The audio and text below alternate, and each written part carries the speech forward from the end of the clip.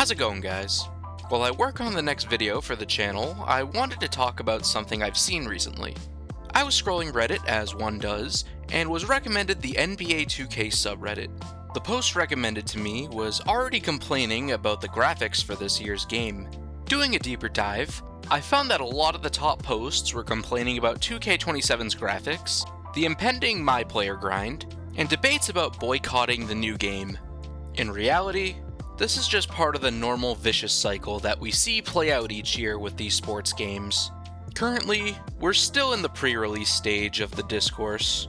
Right now, people are either drumming up hope, saying that this is going to be the year that the series gets back on track, or, like I saw, they're complaining about the game before it launches. Of course, all of these players will end up purchasing this game at launch, with some even popping more of their money into the game beyond the asking price. Then over the course of the game's short, year-long life cycle, players will still complain about online play, features, and overall progression. And then before you know it, the trailer for the next game will release, and we get to restart this discourse all over again. When you really break it down, it's a lot of noise to be made over a gaming genre that you could possibly consider to be the most disposable in the industry. That's not to devalue the genre as a whole, as there are quite a few games that still hold up and are still fun to play to this day. And that's even without having to fall back on titles that have more arcade-like gameplay.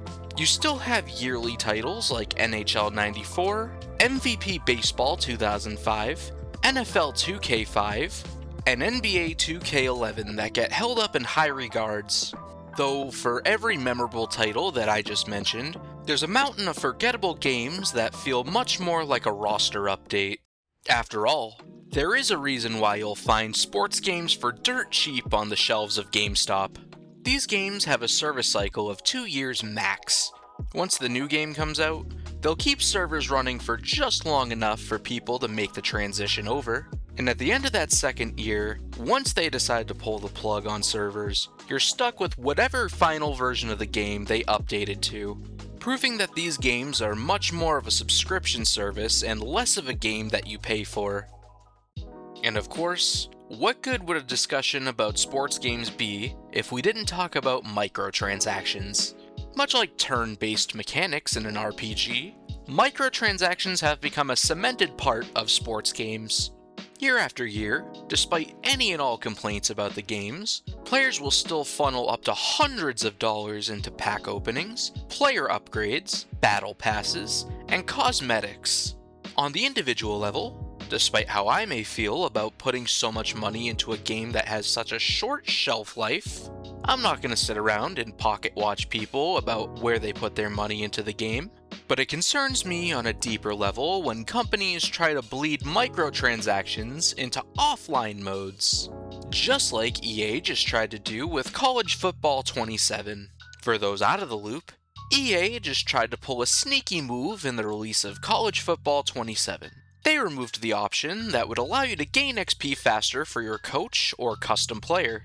And to cushion the grind of upgrading your coach or player, they offered microtransactions to help you level up, for modes that, once again, may I remind you, are completely offline experiences. As much as the various sports game content creators pushed back and got EA to back off of the microtransactions, I wouldn't quite celebrate just yet. If EA was willing to put this out in the first place, there's a non-zero chance that they won't try this again down the line. At this point of the video, I'd like to address the other side of the argument. For one, if a lot of the examples that I pull seem to be strictly applicable to the NBA 2K community, it's certainly not on purpose. When it comes to the various sports game communities, 2K seems to be the most visible and vocal. I also don't want to come off like I'm trying to cast a wide net when I talk about the types of players that will play sports games each year, as the mold for players is certainly not one size fits all.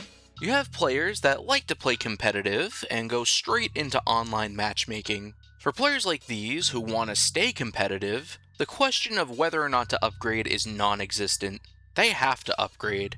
Then you have the players whose only game they'll buy in the year is a sports title. You could honestly make the fair argument that these players are getting the most bang for their buck. Then, of course, you have the sports fans. Hell, if you've seen my Hoopland video, you know that even I fall into this category. Long story short, I got back into the NBA during the playoffs. I was itching to play a basketball game, and I came upon Hoopland, and I've put nearly 100 hours into the game since then. Of course, now we get to tackle the big reason behind buying the new yearly sports game, the update. Unlike series like the Super Mario games or Final Fantasy, the sports world is actively changing. In real life, athletes retire, athletes come into the league, athletes get better or worse between seasons, and players want to play the most updated rosters to reflect this. This is where I have to raise my ultimate question. And no, this isn't about the dollar value of a game. In the past, people were willing to put up $60 for these games, and it seems like in the present, they're just as willing to put up $70. But instead, my question is this: what would it actually take for you not to buy the next yearly release?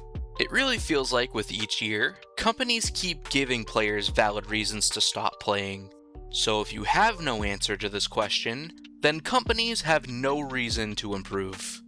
I wanted to close this one out by offering some alternatives. On the indie game side, you have the aforementioned Hoopland, which has a very active and dedicated Steam Workshop community for the newest rosters and draft classes. You also have games like Bitball Baseball and Legend Bowl, both of which allow you to modify rosters and teams. And if you really want to go back to when sports games were fun, games like NFL 2K5 and MVP Baseball 2005 are still receiving community-made roster updates, injecting these classic games of yesterday with the players of today. But what do you guys think? Are you still buying the yearly sports titles? Have you fallen off the bandwagon? Let me know down in the comments section. I really want to thank you guys for pushing this channel to 11 subscribers. I really hope you've enjoyed what I've put up so far, cause there's a whole lot more coming down the pipeline. And if you really liked what you saw today, feel free to like, comment, share, and subscribe if you're not already. And as always, I'll see you all on the next one.